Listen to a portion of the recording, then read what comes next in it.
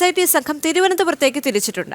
S Shalini ചേരുന്നുണ്ട് കൂടുതൽ വിവരങ്ങളുമായി. അതോടൊപ്പം തന്നെ ഗോകുൽ രമേശുമുണ്ട്. ഗോകുലിലേക്കാണ് ആദ്യം എത്തുന്നത്. ഗോകുൽ, നമുക്കറിയാം ശബരിമല സ്വർണ്ണക്കടത്തുമായി ബന്ധപ്പെട്ട് ഉണ്ണികൃഷ്ണൻ പോറ്റിയെ ഒക്ടോബർ 30 വരെ കസ്റ്റഡിയിൽ വിട്ടിരിക്കുകയാണ്. 14 ദിവസത്തേക്കാണ് കസ്റ്റഡിയിൽ വിട്ടിരിക്കുന്നത്.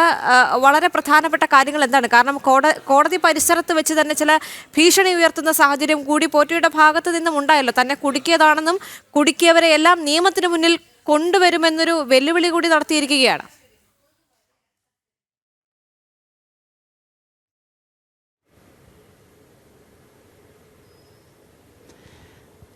ദേവിക ഇന്നലെ കസ്റ്റഡിയിലായതിനു ശേഷം ഇന്ന് പുലർച്ചെ അറസ്റ്റ് രേഖപ്പെടുത്തി. അതിനുശേഷവും ചോദ്യം ചെയ്യൽ നടപടികളുണ്ടായിരുന്നു. അതിനുശേഷം ഇന്ന് രാവിലെ 8:00 കൂടിയിട്ടാണ് പ്രത്യേക അന്വേഷണ സംഘം പോറ്റിയുമായിട്ട് പത്തനംതിട്ടയിലേക്ക് തിരിച്ചത്. പത്തനംതിട്ട റാന്നി കോടതിയിൽ 11 മണിക്ക് തന്നെ ഉണ്ണികൃഷ്ണൻ പോറ്റിയെ ഹാജരാക്കിയിരുന്നു. കോടതി ആരംഭിച്ച് രണ്ടാമത്തെ കേസായിട്ട് തന്നെ ഉണ്ണികൃഷ്ണൻ പോറ്റിയുടെ കസ്റ്റഡി അപേക്ഷ പരിഗണിക്കുകയുണ്ടായിട്ടുണ്ട്. പ്രധാനമായിട്ടും 2 ആഴ്ചത്തെ കസ്റ്റഡി സമയമായിരുന്നു അന്വേഷണ സംഘം കോടതിയോട് ആവശ്യപ്പെട്ടിരുന്നത്. പ്രധാനമായിട്ടും ഉണ്ണികൃഷ്ണൻ പോറ്റിയിൽ നിന്നും കൂടുതൽ കാര്യങ്ങൾ ചോദിച്ചറിയേണ്ടതുണ്ട് എന്നതടക്കമുള്ള കാര്യങ്ങൾ ആവശ്യപ്പെട്ടുകൊണ്ടാണ് 2 ആഴ്ചത്തേക്ക് കസ്റ്റഡി ആവശ്യപ്പെട്ടത്. തുടർന്ന് കോടതി ഇയാളെ റിമാൻഡ് ചെയ്തതിനു ശേഷം പ്രത്യേക അന്വേഷണ സംഘത്തിന്റെ കസ്റ്റഡി അപേക്ഷ കൂടി അനുഭാവപൂർവ്വം പരിഗണിക്കുകയായിരുന്നു. അതായത് 14 ദിവസത്തേക്ക് 30 വരെ കസ്റ്റഡിയിൽ അനുവദിച്ച് നൽകുകയും ചെയ്തിരിക്കുകയായിരുന്നു.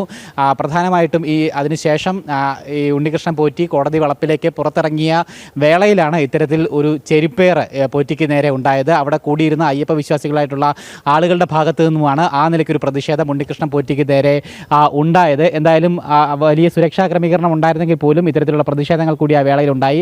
ഒപ്പം തന്നെ ഉണ്ണികൃഷ്ണൻ പോറ്റി ഈ കോടതി നടപടികൾ പൂർത്തിയാക്കി അന്വേഷണ സംഘത്തിനോടൊപ്പം പുറത്തേക്ക് ഇറങ്ങുന്ന വേളയിലാണ് മാധ്യമങ്ങളോട് ഇക്കാര്യം ചൂണ്ടിക്കാട്ടിയത്. അതായത് തന്നെ കുടുക്കിയതാണെന്നും അതിന് പിന്നിലുള്ള ആളുകളെല്ലാം കൃത്യമായിട്ട് നിയമത്തിന് മുന്നിൽ കൊണ്ടുവരും എന്നുള്ള ഒരു ഭീഷണി സ്വരത്തിലുള്ള ഒരു പ്രതികരണമായിരുന്നു ഉണ്ണികൃഷ്ണൻ പോറ്റിയുടെ ഭാഗത്തു നിന്നും ഉണ്ടായത്. അതായത് സൂചിപ്പിക്കുന്നത് ഉണ്ണികൃഷ്ണൻ പോറ്റി ഒറ്റയ്ക്കായിരുന്നില്ല, കൃത്യമായിട്ട് അയാൾക്ക് കൂട്ടാളികൾ ഉണ്ടായിരുന്നു. ദേവസ്വം ബോർഡിൻ്റെ ഉന്നതരടക്കമുള്ള ആളുകൾ അതിൽ കൂട്ടാളികളായിട്ട് ഉണ്ട്. അവരെയൊക്കെ കൃത്യമായിട്ട് നിയമത്തിന് മുന്നിൽ താൻ കൊണ്ടുവരും എന്നുള്ള ഒരു പരോക്ഷ പ്രതികരണം തന്നെയാണ് ഉണ്ണികൃഷ്ണൻ പോറ്റിയുടെ ഭാഗത്ത് നിന്നും ഉണ്ടായിരിക്കുന്നത്. നേരത്തെ ഇന്നലെ അടക്കം നടന്നിട്ടുള്ള 18 മണിക്കൂറോളം നീണ്ടുനിന്ന ചോദ്യം ചെയ്യലിലടക്കം കൃത്യമായിട്ട് പല ആളുകളുടെയും പേരുകൾ ഉണ്ണികൃഷ്ണൻ പോറ്റി അന്വേഷണ സംഘത്തിന് മുൻപിൽ വെളിപ്പെടുത്തിയിട്ടുണ്ട് എന്നുള്ള വിവരങ്ങൾ കൂടി നേരത്തെ തന്നെ പുറത്തു വന്നിരുന്നതാണ്. എന്തായാലും ഇനിയുള്ള തുടർന്നുള്ള മൊഴിയെടുക്കൽ നടപടികളിലുമൊക്കെ തന്നെ കൂടുതൽ ഉന്നതരായിട്ടുള്ള ആളുകൾ അല്ലെങ്കിൽ ഈ സ്വർണ്ണക്കൊള്ളയിൽ തനിക്കൊപ്പം നിന്ന ആളുകളുടെ പേര് താൻ പറയും എന്നുള്ള ഒരു ഭീഷണി തന്നെയാണ് ഉണ്ണികൃഷ്ണൻ പോറ്റി കൃത്യമായിട്ട് മാധ്യമങ്ങളുടെ മുൻപിൽ ആ രീതിയിൽ സംസാരിക്കുന്നത് വഴി നമ്മൾ മനസ്സിലാക്കേണ്ടത്. എന്തായാലും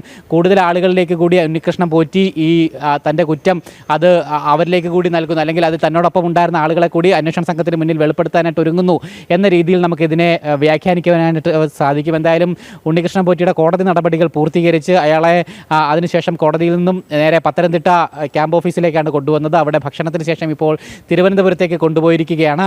ഇനി വരുന്ന ദിവസങ്ങൾ പ്രത്യേകിച്ച് ഏറെ നിർണായകമാണ്. ഉണ്ണികൃഷ്ണൻ പോറ്റിയുമായിട്ട് തെളിവെടുപ്പടക്കമുള്ള നടപടികളാണ് ഇനി അന്വേഷണ സംഘത്തിന് മുന്നിലുള്ളത്. ഏറ്റവും പ്രധാനപ്പെട്ട ഒരു ദൗത്യം അല്ലെങ്കിൽ ഒരു ലക്ഷ്യം അന്വേഷണ സംഘത്തിന് മുന്നിലുള്ളത് എന്താണെന്ന് വെച്ച് കഴിഞ്ഞാൽ, അതായത് ഈ കളവ് പോയിട്ടുള്ള സ്വർണം അത് തൊണ്ടി മുതലാണ്, അത് തിരിച്ചെടുക്കുക, വീണ്ടെടുക്കുക എന്നുള്ളൊരു ഉത്തരവാദിത്തമാണ് ഏറ്റവും പ്രധാനമായിട്ട് ഇനി അന്വേഷണ സംഘത്തിന് മുന്നിൽ അവശേഷിക്കുന്നത്. അതുകൊണ്ട് തന്നെ ഉണ്ണികൃഷ്ണൻ പോറ്റിയെ ചോദ്യം ചെയ്യുന്നത്, ഒപ്പം അയാളിൽ നിന്ന് തെളിവെടുപ്പടക്കം ശേഖരിച്ചുകൊണ്ട് എവിടെയാണ് ആ സ്വർണം, ആരിലേക്കാണ് കൊണ്ടുപോയത്, ആരാണ് കൊണ്ടുപോയത്, എങ്ങോട്ടേക്കാണ് കൊണ്ടുപോയത് എന്ന കാര്യങ്ങൾ കണ്ടെത്തി ആ കട്ടെടുത്ത സ്വർണ്ണം മുതൽ തിരികെ വീണ്ടെടുക്കുന്നതിന് വേണ്ടിയിട്ടുള്ള ശ്രമങ്ങളായിരിക്കും അന്വേഷണ സംഘത്തിൻ്റെ ഭാഗത്തു നിന്നും പ്രധാനമായിട്ടും ഇനി നടക്കാനായിട്ട് പോകുന്നത്. അതിൻ്റെ ഭാഗമായിട്ടുള്ള തെളിവെടുപ്പ് നടപടികളുണ്ടാകും. പ്രത്യേകിച്ച് ഇത് ദക്ഷിണേന്ത്യ മുഴുവൻ വ്യാപിച്ചു കിടക്കുന്ന ഒരു കൊള്ളയാണ്. അതായത് കേരളം മാത്രമല്ല, തമിഴ്നാടും കർണാടകയും ആന്ധ്രയും ഒക്കെ ഉൾപ്പെട്ടിട്ടുള്ള ഒരു കൊള്ളയാണ്. ഹൈദരാബാദിലും ബംഗളൂരുവിലും ഒപ്പം ചെന്നൈയിലുമൊക്കെ ഇതിൻ്റെ വ്യാപ്തി അങ്ങനെ പടർന്ന് കിടക്കുന്ന ഒരു കവർച്ച തന്നെയാണ് ഇതുമായി ബന്ധപ്പെട്ട്. അതുകൊണ്ട് തന്നെ ആ ഭാഗങ്ങളിലൊക്കെ എത്തിച്ചുകൊണ്ട്, ആ പ്രദേശങ്ങളിൽ എത്തിച്ചുകൊണ്ട് ഉണ്ണികൃഷ്ണൻ പോറ്റിയെ തെളിവെടുപ്പ് നടത്തേണ്ടതായിട്ടുണ്ട്. പ്രത്യേകിച്ച് ബംഗളൂരു ആണ് ഏറ്റവും പ്രധാനപ്പെട്ട ഉണ്ണികൃഷ്ണൻ പോറ്റിയുടെ ആസ്ഥാനം. പ്രത്യേകിച്ച് ഇയാൾ ശബരിമലയുമായി ബന്ധപ്പെട്ട സ്പോൺസർഷിപ്പ് ഇടപാടുകളൊക്കെ നടത്തിയിരിക്കുന്നത്, പലരിൽ നിന്നും ശബരിമലയ്ക്ക് വേണ്ടിയിട്ട് സ്പോൺസർഷിപ്പിലൂടെ പണം പിരിച്ചിരിക്കുന്നതൊക്കെ ഏറ്റവും കൂടുതലുണ്ടായിട്ടുള്ളത് ബംഗളൂരു കേന്ദ്രീകരിച്ചാണ്. അവിടെ എത്തി തെളിവെടുപ്പ് നടത്തും. ഹൈദരാബാദിലും സമാനമായി തന്നെ. ഒപ്പം ചെന്നൈയിൽ സ്മാർട്ട് ക്രിയേഷൻസ് എന്ന് പറയുന്ന സ്ഥാപനമാണ് ഈ സ്വർണം വേർതിരിച്ചെടുത്ത് രൂപമാറ്റം വരുത്തുന്നതിനൊക്കെ ഏർപ്പാട് ചെയ്തിരിക്കുന്ന സ്വകാര്യ കമ്പനി. അവിടെ എത്തി തെളിവെടുപ്പുണ്ടാകും. അതോടൊപ്പം തന്നെ ചെന്നൈയിലടക്കം പല സ്വകാര്യ വീടുകളിൽ പോലും, ചലച്ചിത്ര താരം ജയറാമിൻ്റെ വീടുകളിൽ പോലും ഈ സ്വർണ്ണപ്പാളികൾ എത്തിച്ചുകൊണ്ട് പൂജകൾ നടത്തിയിരുന്നു. അതൊക്കെ ഒരു വ്യാജമായിട്ടുള്ള പൂജകൾ, പണം പിരിവ് മാത്രം ലക്ഷ്യം വെച്ചുകൊണ്ട് നടത്തിയിട്ടുള്ള അത്തരം പരിപാടികളൊക്കെ ചെന്നൈ കേന്ദ്രീകരിച്ചുകൊണ്ട് ഉണ്ണികൃഷ്ണൻ പറ്റി നടത്തിയിരുന്നു. അതുകൊണ്ട് തന്നെ ഈ ഭാഗങ്ങളിലൊക്കെ എത്തിച്ചുകൊണ്ടുള്ള തെളിവെടുപ്പായിരിക്കും ഏറ്റവും പ്രധാനമായിട്ടും വരുന്ന ദിവസങ്ങളിൽ അന്വേഷണ സംഘം നടത്താനായിട്ട് പോകുന്നത്. ഒപ്പം തന്നെ സന്നിധാനത്ത് എത്തിച്ചുകൊണ്ടും തെളിവെടുപ്പ് നടത്തേണ്ടതായിട്ടുണ്ട്. എന്തായാലും ഇന്ന് തുലാമാസ പൂജകൾക്കായി നട തുറന്ന് 22-ാം തീയതി വരെ നട തുറന്നിരിക്കുകയാണ്. ഭക്തജനത്തിരക്കുണ്ടാവും.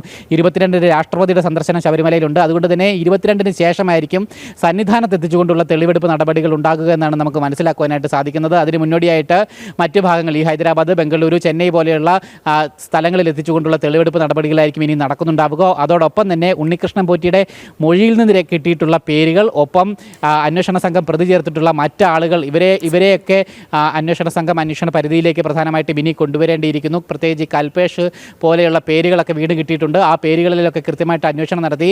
മുരാരി ബാബു ഉണ്ട്. മുരാരി ബാബുവിനെയൊക്കെ എത്രയും വേഗം തന്നെ ഒരുപക്ഷെ മൊഴിയെടുക്കൽ നടപടികളിലേക്ക് കൊണ്ടുവന്നേക്കാം എന്നുള്ള സൂചനകൾ കൂടി എന്തായാലും പുറത്തു വരുന്നുണ്ട്. ഒപ്പം ഈ അന്വേഷണ സംഘത്തിന് ഇനി പരിമിതമായിട്ടുള്ള ദിവസങ്ങൾ മാത്രമാണ് മുന്നിൽ അവശേഷിക്കുന്നത്. അതായത് 6 ആഴ്ച സമയമാണ് ഹൈക്കോടതി അന്വേഷണ സംഘത്തിന് അനുവദിച്ചിരുന്നത്. അതിൽ ഒരാഴ്ച പൂർത്തിയാവുകയാണ്. ഇനി 5 ആഴ്ച മാത്രമാണ്. ആ 5 ആഴ്ചയ്ക്കുള്ളിൽ ഇത്രയും വിപുലമായിട്ടുള്ള അന്വേഷണ നടപടികൾ പൂർത്തീകരിച്ച് അന്തിമ റിപ്പോർട്ട് ഹൈക്കോടതിക്ക് സമർപ്പിക്കേണ്ടതായിട്ട് ഉണ്ട്. അതുകൊണ്ട് തന്നെ ഇനിയുള്ള അന്വേഷണ നടപടികളൊക്കെ ത്വരിതഗതിയിലായിരിക്കുമെന്ന് തന്നെ നമ്മൾ പ്രതീക്ഷിക്കേണ്ടിയിരിക്കുന്നു. ഒപ്പം തന്നെ ഇന്ന് കോടതിയിൽ സമർപ്പിച്ചിട്ടുള്ള റിമാൻഡ് റിപ്പോർട്ടിൽ കൃത്യമായിട്ട് ചില വസ്തുതകൾ, അതായത് ഈ സ്വർണ്ണക്കൊള്ളയുടെ കവർച്ച മനസ്സിലാക്കി തരുന്ന രീതിയിലുള്ള വസ്തുതകൾ അന്വേഷണ സംഘം വ്യക്തമാക്കുകയും ചെയ്തിട്ടുണ്ട്. പ്രധാനമായിട്ടും ശബരിമലയിലെ സ്വർണം ഉണ്ണികൃഷ്ണൻ പോറ്റിയുടെ നേതൃത്വത്തിൽ കൊള്ളയടിക്കപ്പെട്ടിരിക്കുന്നു, കൈക്കലാക്കി എന്നുള്ളൊരു പരാമർശമാണ് പ്രധാനമായിട്ടും അന്വേഷണ സംഘത്തിൻ്റെ റിപ്പോർട്ടിൽ പറഞ്ഞിരിക്കുന്നത്. 2 കിലോയോളം സ്വർണം ശബരിമലയിൽ നിന്ന് ഉണ്ണികൃഷ്ണൻ പോറ്റി കൈക്കലാക്കിയിരിക്കുന്നു എന്നുള്ളത് തന്നെയാണ് ഈ കേസിൻ്റെ വ്യാപ്തി എത്രമാത്രം വലുതാണ് എന്ന് സൂചിപ്പിക്കുന്നത്. ഒപ്പം ആ വേർതിരിച്ചെടുത്ത സ്വർണത്തിൻ്റെ ഒരു പങ്ക് ഉണ്ണികൃഷ്ണൻ പോറ്റി സ്വന്തമാക്കി, ബാക്കി പല പങ്കുകളും പലർക്കും നൽകിയിട്ടുള്ളതായിട്ടാണ് റിമാൻഡ് റിപ്പോർട്ടിൽ സൂചിപ്പിച്ചിരിക്കുന്നത്. അതുകൊണ്ട് തന്നെ ആ ആളുകളിലേക്കൊക്കെ അന്വേഷണ സംഘത്തിന് ഇനി കൃത്യമായിട്ട് എത്തിക്കേണ്ടതായിട്ടുണ്ട്. ശില്പപാളികൾ പലയിടത്തും എത്തിച്ച് പൂജ നടത്തിയിട്ടുണ്ട്. പലയിടത്തും വൻ സാമ്പത്തിക ലാഭം ഉണ്ടാക്കി ഉണ്ണികൃഷ്ണൻ പോറ്റി എന്ന് പറയുന്നു. ഒപ്പം പ്രതിക്ക് കൃത്യമായിട്ട് സമൂഹത്തിൽ വലിയ സ്വാധീനമുള്ളൊരു വ്യക്തിയാണ്. ആ സ്വാധീനം ഉപയോഗിച്ചുകൊണ്ട് തന്നെയാണ് ഈ രീതിയിൽ വലിയ കൊള്ള അല്ലെങ്കിൽ കവർച്ച നടത്തിയത്, പണപ്പിരിവ് നടത്തിയതെന്ന് പറയുന്നു. ലക്ഷക്കണക്കിന് തീർത്ഥാടകരുടെ വിശ്വാസത്തെ ഹനിപ്പിക്കുന്ന ഒരു നടപടിയാണ് ഉണ്ടായതെന്നാണ് അന്വേഷണ സംഘം ഇന്ന് കോടതിയിൽ പറഞ്ഞ മറ്റൊരു വസ്തുത. അതായത് കൃത്യമായിട്ട് ആചാര ലംഘന നടപടി തന്നെ ശബരിമലയിൽ നടന്നിരിക്കുന്നു എന്നുള്ള കാര്യമാണ് അന്വേഷണ സംഘം തന്നെ കോടതി നിർദ്ദേശിച്ചിട്ടുള്ള പ്രത്യേക അന്വേഷണ സംഘം തന്നെ കോടതിയിൽ പറഞ്ഞിരിക്കുന്നത്. വിശ്വാസികളുടെ വിശ്വാസത്തെ ഹനിപ്പിക്കുന്ന നടപടികളാണ് ഉണ്ണികൃഷ്ണൻ പോറ്റിയുടെയും ദേവസ്വം അധികൃതരുടെയും ഭാഗത്തു നിന്നും ഉണ്ടായിക്കൊണ്ടിരിക്കുന്നത് എന്നാണ് പറയുന്നത്. ഒപ്പം കുറ്റകരമായിട്ടുള്ള ഗൂഢാലോചനയും കവർച്ചയും ഇതിന് പിന്നിൽ നടന്നുവെന്നും പറയുന്നുണ്ട്. ഈ മുരാരി ബാബുവിനെതിരെയും കൃത്യമായിട്ട് ഗുരുതരമായിട്ടുള്ള പരാമർശങ്ങൾ അന്വേഷണ സംഘത്തിൻ്റെ റിമാൻഡ് റിപ്പോർട്ടിൽ കൃത്യമായിട്ട് ചൂണ്ടിക്കാട്ടുകയും ഒക്കെ തന്നെ ചെയ്തിരിക്കുന്നു. എന്തായാലും ഈ സ്വർണ്ണ കവർച്ചയുടെ വ്യാപ്തി വളരെ വലുതാണ് എന്ന് റിമാൻഡ് റിപ്പോർട്ട് പരിശോധിക്കുമ്പോൾ പ്രാഥമികമായി തന്നെ നമുക്ക് മനസ്സിലാകും. എന്തായാലും ഗുരുതരമായിട്ടുള്ള കണ്ടെത്തലുകൾ തന്നെയാണ് അന്വേഷണ സംഘത്തിൻ്റെ ഭാഗത്തു നിന്നും പ്രാഥമിക അന്വേഷണം നടത്തിയപ്പോൾ മാത്രം ലഭ്യമായിരിക്കുന്നത്. ഇനി എന്തായാലും ഈ കേസുമായി ബന്ധപ്പെട്ട് വിപുലമായിട്ടുള്ള അന്വേഷണം നടത്തേണ്ടതുണ്ട്. കൂടുതൽ കാര്യങ്ങൾ ഇതുമായി ബന്ധപ്പെട്ട് പുറത്ത് വരുന്ന ദിവസങ്ങളിൽ അതിൽ കൃത്യമായിട്ട് ദേവസ്വം ഉദ്യോഗസ്ഥരുടെയും ദേവസ്വം അധികൃതരുടെയും പങ്കടക്കം വ്യക്തമാകാനുണ്ട്. കാരണം ആദ്യഘട്ടം മുതൽ ഈ കവർച്ച പുറത്തു വന്നതിന് പിന്നിൽ ആദ്യഘട്ടം മുതൽ തന്നെ ദേവസ്വം അധികൃതർ, ഇപ്പോഴത്തെ പ്രസിഡന്റ് ആയാലും മുൻ പ്രസിഡന്റുമാരായാലും ഒക്കെ ഇതൊരു ഉദ്യോഗസ്ഥ തല വീഴ്ചയാണ്. ഉദ്യോഗസ്ഥരുടെ തലയിൽ കെട്ടിവെച്ചുകൊണ്ട് തങ്ങളുടെ തല ഊരുന്ന നിലപാടാണ്, നടപടികളുമാണ് സ്വീകരിച്ചത്. പക്ഷേ അതിനുശേഷം ഈ കട്ടിളപ്പടി കവർച്ച കേസിൽ, അതിലെ സ്വർണ്ണ കവർച്ച കേസിൽ കൃത്യമായിട്ട് ദേവസ്വം ബോർഡിനെയും അന്വേഷണ സംഘം പ്രതി ചേർത്തിരിക്കുകയാണ്. 8ാമത്തെ പ്രതിയായിട്ടാണ് FIR-ൽ ദേവസ്വം ബോർഡിനെ പ്രതി ചേർത്തിരിക്കുന്നത്. അതായത് 2019 കാലയളവിൽ ദേവസ്വം ബോർഡ് ഭരിച്ചിരുന്ന ദേവസ്വം ബോർഡ് പ്രസിഡന്റ്, മെമ്പർമാർ എന്നിവർക്കെതിരെയാണ് പ്രതി ചേർക്കപ്പെട്ടിരിക്കുന്നത്. അതുകൊണ്ട് തന്നെ അവരും ഈ അന്വേഷണ പരിധിയിലേക്ക് നേരത്തെ തന്നെ വന്നു കഴിഞ്ഞിട്ടുണ്ട്. ഒപ്പം ഇതിന് മുന്നോടിയായിട്ട് നടന്നിട്ടുള്ള, ഇപ്പോൾ 2019 ആ സംഭവത്തെ മാത്രം ആസ്പദമാക്കിക്കൊണ്ടാണ് FIR-കൾ വന്നിരിക്കുന്നത്. അതിന് മുന്നേയും അവിടെ നിന്നും സ്വർണം മാറ്റപ്പെട്ടിട്ടുണ്ട്. താഴികക്കുടം അടക്കം അവിടെ നിന്ന് മാറ്റിയ വാർത്തകൾ, ഒപ്പം ആ ഒരു വാർത്താ പരമ്പര തന്നെ ജനൻ TV അടക്കം നൽകുകയും ഒക്കെ തന്നെ ചെയ്തിട്ടുണ്ടായിരുന്നു. എന്തായാലും ആ കാര്യങ്ങളിലൊക്കെ വിപുലമായിട്ടുള്ള അന്വേഷണം ഉണ്ടായാൽ മാത്രമേ അതിൻ്റെയൊക്കെ ഒരു യഥാർത്ഥ രൂപം പുറത്തു വരികയുള്ളൂ. എന്തായാലും ഇപ്പോൾ അന്വേഷണ സംഘത്തിന് മുന്നിൽ ഇനി 5 ആഴ്ച കൂടി മാത്രമാണ് അവശേഷിക്കുന്നത്. ആ 5 ആഴ്ചക്കുള്ളിൽ എത്രമാത്രം കാര്യക്ഷമമായിട്ടുള്ള അന്വേഷണം ഉണ്ടാകും എന്നുള്ളതാണ് കണ്ടറിയേണ്ടത്. ഏതൊക്കെ ആളുകളിലേക്ക് ഈ പ്രതിസ്ഥാനത്ത് 10ഓളം ആളുകളുണ്ട്, 10 പേരിലേക്കും മൊഴിയെടുക്കൽ നടപടികൾ അല്ലെങ്കിൽ കസ്റ്റഡിയിൽ നടപടികളൊക്കെ ഉണ്ടാകുമോ എന്നുള്ള കാര്യമാണ് ഇനി നോക്കിക്കാണേണ്ടത്. ഒരുപക്ഷെ ഉണ്ണികൃഷ്ണൻ പോറ്റിയിൽ മാത്രം ഒതുങ്ങി നിൽക്കുമോ ഈ അറസ്റ്റ് നടപടി എന്നുള്ള കാര്യവും ഇനി നമുക്ക് സംശയത്തോടു കൂടി തന്നെ നോക്കിക്കാണേണ്ടതാണ്. എന്തായാലും വരുന്ന ദിവസങ്ങൾ അന്വേഷണത്തിൽ ഏറെ നിർണായകമാകുമെന്നുള്ള കാര്യത്തിൽ യാതൊരു സംശയമില്ല. ആ നിലയ്ക്ക് ഉള്ള അന്വേഷണം തന്നെ നടക്കേണ്ടതുണ്ട്. പ്രത്യേകിച്ച് ഈ കേസിൻ്റെ ഗൗരവം വ്യാപ്തി അത്രത്തോളം വലുതായതുകൊണ്ട് തന്നെ സാധാരണഗതിയിൽ ഒരു മന്ദഗതിയിൽ ഇതുവരെ പോയതുപോലുള്ള ഒരു അന്വേഷണം മാത്രം മതിയാവുകയില്ല. വളരെ ത്വരിതഗതിയിലുള്ള അന്വേഷണ നടപടികൾ തന്നെ അന്വേഷണ സംഘത്തിൻ്റെ ഭാഗത്തു നിന്നും ഉണ്ടാകണം. എന്തായാലും കഴിഞ്ഞ ദിവസങ്ങളിലൊക്കെ തന്നെ അന്വേഷണ സംഘം വിവിധ ഗ്രൂപ്പുകളായിട്ട് തിരിഞ്ഞ് വിവിധ സംഘങ്ങളായി തിരിഞ്ഞുകൊണ്ടുള്ള പരിശോധന നടപടികളുണ്ടായിരുന്നു. ചെന്നൈയിലെത്തി പരിശോധന നടത്തിയിരുന്നു, സന്നിധാനത്ത് 2 തവണ എത്തി പരിശോധന നടത്തുകയും ഒക്കെ തന്നെ ചെയ്തിട്ടുണ്ടായിരുന്നു. എന്തായാലും വരുന്ന ദിവസങ്ങളിലും ഈ ഉണ്ണികൃഷ്ണൻ പോറ്റിയെ വെച്ചുകൊണ്ട് അയാളെ ചോദ്യം ചെയ്യലും തെളിവെടുപ്പ് നടക്കുന്ന കൂട്ടത്തിൽ തന്നെ ഇത്തരത്തിൽ സമാന്തരമായി തന്നെ മറ്റ് ഭാഗങ്ങളിലും അന്വേഷണം നടത്തിയാൽ മാത്രമേ ഈ സമയപരിധിക്കുള്ളിൽ നിന്നുകൊണ്ട് അന്വേഷണ സംഘത്തിന് അവരുടെ അന്വേഷണ നടപടികൾ പൂർത്തീകരിച്ച് അന്തിമ റിപ്പോർട്ട് ഹൈക്കോടതിക്ക് നൽകാനായിട്ട് സാധിക്കുകയുള്ളൂ. 10 ദിവസം കൂടുമ്പോൾ ഈ അന്തിമ അല്ലെങ്കിൽ ഈ അന്വേഷണ പുരോഗതിയുടെ റിപ്പോർട്ട് കൃത്യമായിട്ട് ഹൈക്കോടതിയെ ബോധ്യപ്പെടുത്തണമെന്ന അന്വേഷണ സംഘത്തിന് കൃത്യമായിട്ട് നിർദ്ദേശവും നൽകിയിട്ടുള്ളതാണ്. എന്തായാലും ആദ്യ 10 ദിവസം പൂർത്തിയാകാറായിട്ടുണ്ട്. ആ അന്വേഷണ റിപ്പോർട്ട് എന്തായാലും ഉണ്ണികൃഷ്ണൻ പോറ്റിയുടെ അറസ്റ്റ് ഉൾപ്പെടെയുള്ള കാര്യങ്ങൾ അതിൽ പരാമർശിക്കുമെന്ന് ഉള്ള കാര്യം ഉറപ്പാണ്. എന്തായാലും വരുന്ന ദിവസങ്ങളിൽ അന്വേഷണ സംഘത്തെ സംബന്ധിച്ചിടത്തോളം ഏറെ നിർണായകമാണ്. ഈ കേസിൽ സംബന്ധിച്ചും ഏറെ നിർണായകം തന്നെയാണ്. ഏറെ വഴിത്തിരിവുകളൊക്കെ ഉണ്ടായേക്കാൻ സാധ്യതയുള്ള മണിക്കൂറുകളും ദിവസങ്ങളും. നമുക്കറിയാം, ഉണ്ണികൃഷ്ണൻ പോറ്റി ഇറങ്ങി വരുന്ന സമയത്ത് തന്നെ പറയുന്നുണ്ടായിരുന്നു തന്നെ കുടുക്കിയവരെ താനും കൊടുക്കും അല്ലെങ്കിൽ നിയമത്തിന് മുന്നിൽ കൊണ്ടുവരുമെന്നെല്ലാം വലിയ രീതിയിൽ പറയുന്നുണ്ടായിരുന്നു. പക്ഷേ വിശ്വാസികളുടെ ഭാഗത്ത് നിന്ന് ചെരുപ്പേറെല്ലാം ഉണ്ണികൃഷ്ണൻ പോറ്റിയുടെ നേരെ ഉണ്ടായിരുന്നു. പക്ഷേ ഉണ്ണികൃഷ്ണൻ പോറ്റി പറയുന്ന ചില കാര്യങ്ങളിൽ ഇപ്പോഴും വ്യക്തത വന്നിട്ടില്ല. പ്രത്യേകിച്ച് കൽപ്പേഷുമായി ബന്ധപ്പെട്ട് പറയുന്ന കാര്യങ്ങളിൽ പോലും ഇപ്പോഴും വ്യക്തത വന്നിട്ടില്ല എന്നൊരു വസ്തുത കൂടി അവിടെ നിൽക്കുന്നുണ്ടല്ലോ.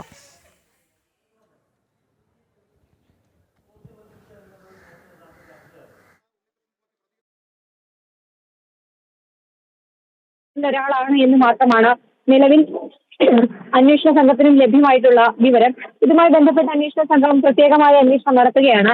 അതൊരു പക്ഷേ റിമാൻഡിലായ സാഹചര്യത്തിൽ കസ്റ്റഡിയിൽ വാങ്ങി കൂടുതൽ ചോദ്യം ചെയ്യുമ്പോൾ കൂടുതൽ വിവരങ്ങൾ പുറത്തു വരികയും ചെയ്യും. ഒരുപക്ഷേ വരും ദിവസങ്ങളിൽ അറസ്റ്റോ മറ്റു നടപടികളോ അതുമായി ബന്ധപ്പെട്ടുണ്ടാവുകയും ചെയ്യും. എന്തായാലും ദേവിക സൂചിപ്പിച്ചതുപോലെ തന്നെയാണ് സ്റ്റേഷനിൽ ഒക്കെ നടപടികൾ പൂർത്തിയാക്കി ഇപ്പോൾ കോടതിയിലെത്തിച്ച് നടപടികൾ പൂർത്തിയാക്കി പുറത്തേക്ക് ഇറങ്ങുമ്പോഴാണ് മാധ്യമങ്ങൾ പ്രതികരണം ആരാഞ്ഞപ്പോൾ മാധ്യമങ്ങളോട് അദ്ദേഹം പറഞ്ഞത്, ഉണ്ണികൃഷ്ണൻ പറ്റി പറഞ്ഞത് ഇത്തരത്തിലാണ്: തന്നെ കുടുക്കിയവരെ നിയമത്തിന് മുന്നിൽ താനും കൊണ്ടുവരും, താൻ മാത്രം കുടുങ്ങില്ല എന്നുള്ള സൂചന നൽകുന്നത്. അപ്പോൾ ഒരുപാട് പേര് ഇതിന് പിന്നിലുണ്ട് എന്നുള്ള സൂചനയാണ് ഉണ്ണികൃഷ്ണൻ പോറ്റിയുടെ വാക്കുകളിൽ നിന്ന് മനസ്സിലാക്കുകയും ചെയ്യുന്നത്. എന്തായാലും വരും ദിവസങ്ങളിൽ ചോദ്യം ചെയ്യലിൽ കൂടുതൽ പേരുകൾ ഒരു പക്ഷേ ഉണ്ണികൃഷ്ണൻ പോറ്റിയുടെ ഭാഗത്ത് നിന്നുണ്ടാകാനുള്ള സാഹചര്യമുണ്ട്. അങ്ങനെയാണെങ്കിൽ കൂടുതൽ അറസ്റ്റിലേക്കും മുരാരി ബാബു അടക്കമുള്ളവരുടെ പങ്കിലേക്കും അന്വേഷണം SIT കൊണ്ടുപോവുകയും ചെയ്യും. ഇപ്പോൾ റിമാൻഡ് റിപ്പോർട്ട് കൂടി ഈ ഘട്ടത്തിൽ പുറത്തു വരികയും ചെയ്തിട്ടുണ്ട്. റിമാൻഡ് റിപ്പോർട്ടിൽ പറയുന്നത് ശബരിമലയിലെ സ്വർണം ഉണ്ണികൃഷ്ണൻ പോറ്റി കൈക്കലാക്കിയിട്ടുണ്ട്, സ്വർണം പൊതിഞ്ഞ ചെമ്പുപാളി ഇളക്കിക്കൊണ്ട് പോയിട്ടുണ്ട് എന്നുള്ള രീതിയിലാണ് റിമാൻഡ് റിപ്പോർട്ട് വന്നിട്ടുള്ളത്. ഒപ്പം തന്നെ വേർതിരിച്ച സ്വർണത്തിൽ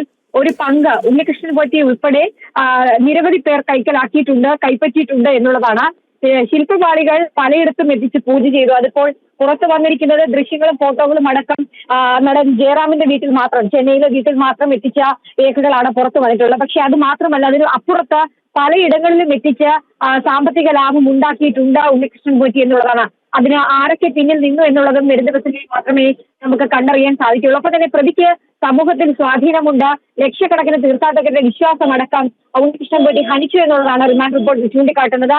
കുറ്റകരമായ ഗൂഢാലോചനയും കവർച്ചയും ഉണ്ണികൃഷ്ണൻ പോറ്റി നടത്തിയെന്നും റിമാൻഡ് റിപ്പോർട്ട് ഗുരുതരമായ കണ്ടെത്തലുകളുണ്ട്. ഉണ്ണികൃഷ്ണൻ പോറ്റിക്ക് 2 കിലോയിലധികം സ്വർണം തട്ടിയെടുത്തിട്ടുണ്ട്. ഈ തട്ടിയെടുത്ത സ്വർണം ആർക്കൊക്കെ നൽകി, ഒപ്പം തന്നെ ഇത് എവിടൊക്കെ കൊണ്ടുപോയി, ഏതൊക്കെ രീതിയിൽ വിനിയോഗിച്ചു, എങ്ങനെയൊക്കെ ക്രയവിക്രയം നടത്തി എന്നതടക്കമുള്ള ചോദ്യങ്ങൾക്കാണ് ഇനി ഉത്തരം ലഭ്യമാകേണ്ടത്. ഒപ്പം തന്നെ റിപ്പോർട്ടിൽ മുരാരി ബാബുവിനെതിരെയും ഗുരുതര പരാമർശങ്ങൾ ഉണ്ടായിട്ടുണ്ട്.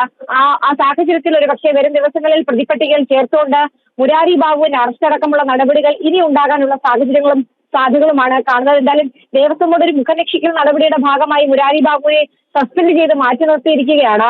ഇപ്പോൾ NSSന്റെ ചില കരയോഗം ചുമതലകളിൽ നിന്ന് അദ്ദേഹത്തിനെ മാറ്റിയ സാഹചര്യം കൂടിയുണ്ട്. പക്ഷേ അതല്ല, മറിച്ച് പ്രതിപട്ടികയിലേക്ക് മുരാരി ബാബു എത്തുമ്പോൾ അത് വലിയ രീതിയിലുള്ള രാഷ്ട്രീയ ചർച്ചകളിലേക്ക് വഴിവെക്കും. കാരണം ഉദ്യോഗസ്ഥൻ എന്ന നിലയിൽ മാത്രമല്ല, ഇടത് അനുകൂലി എന്ന നിലയിൽ മാത്രമല്ല, വലിയ രീതിയിൽ രാഷ്ട്രീയ ചർച്ചകൾക്ക് ഈ അറസ്റ്റ് അടക്കമുള്ള നടപടികൾ വഴിവെക്കുമെന്നുള്ളതിൽ സംശയമില്ല. കൂടുതൽ അറസ്റ്റിലേക്കും നടപടികളിലേക്കും ഒക്കെ വരും ദിവസങ്ങളിൽ കടക്കുകയും ചെയ്യും. ഇപ്പൊ എന്തായാലും തിരുവനന്തപുരത്തേക്കുള്ള യാത്രയിലാണ് ഉണ്ണികൃഷ്ണൻ പോറ്റിയുമായുള്ള അന്വേഷണ സംഘം. SITയുടെ സംഘം ഇപ്പോൾ വെമ്പായം പിന്നിട്ടിരിക്കുകയാണ്. അല്പസമയത്തിനകം തന്നെ തിരുവനന്തപുരത്ത് എത്തിക്കും. തിരുവനന്തപുരത്ത് AR ക്യാമ്പിലേക്കാണോ അതോ ക്രൈംബ്രാഞ്ച് ഓഫീസിലേക്കാണോ ഉണ്ണികൃഷ്ണൻ പോറ്റി ഇനി എത്തിക്കുക എന്നുള്ളതാണ് കണ്ടറിയേണ്ടത്. കാരണം ഇന്നിപ്പോൾ തെളിവെടുപ്പോ മറ്റ് നടപടികളിലേക്ക് ഒന്നും തന്നെ SIT കടക്കില്ല.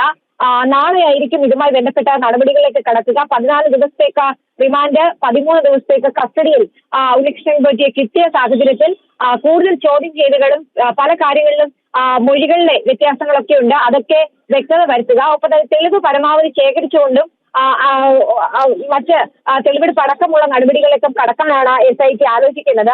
അത് 3-ലധികം സംസ്ഥാനങ്ങളിൽ വ്യാപിച്ചു കിടക്കുന്ന കേസ് ആയതുകൊണ്ട് തന്നെ കാര്യമായ രീതിയിലുള്ള തെളിവെടുപ്പും അന്വേഷണവും ഒക്കെ വേണ്ടിവരും. ആ രീതിയിലുള്ള നടപടികളിലേക്കായിരിക്കും ഇനി SIT കടക്കുക എന്നുള്ളതാണ് നമ്മൾ മനസ്സിലാക്കുകയും ചെയ്യുന്നത്. ശരി, ഗോകുൽ രമേശ് ചേരുന്നുണ്ട്. ഗോകുൽ, ശബരിമല സ്വർണ്ണ കവർച്ചയിൽ ദേവസ്വം ഉദ്യോഗസ്ഥരുടെ പങ്കെടുത്ത് പറയുന്ന SIT റിമാൻഡ് റിപ്പോർട്ട് കൂടി പുറത്തായിട്ടുണ്ട്. മാത്രമല്ല, ശബരിമലയിൽ നിന്ന് കടത്തിയ സ്വർണം സംസ്ഥാനത്തിന്റെ പുറത്തേക്ക് കൊണ്ടുപോയെന്നും റിമാൻഡ് റിപ്പോർട്ടിൽ ചൂണ്ടിക്കാണിക്കുന്നുണ്ട്. അതേസമയം സ്വർണം പൊതിഞ്ഞ ചെമ്പുപാളി ഇളക്കിക്കൊണ്ടുപോയെന്നും വേർതിരിച്ച സ്വർണത്തിൽ ഒരു പങ്ക് കൈക്കലാക്കി ശില്പപാളികൾ പലയിടത്തും എത്തിച്ച് പൂജ ചെയ്തു എന്നുള്ള കാര്യങ്ങളും കൂടിയെല്ലാം റിമാൻഡ് റിപ്പോർട്ടിൽ ഉണ്ടല്ലോ. അപ്പോൾ ഇത്തരം വളരെ ഗുരുതരമായ കാര്യങ്ങൾ കൂടി ഇപ്പോൾ പുറത്തേക്ക് വരികയാണ്.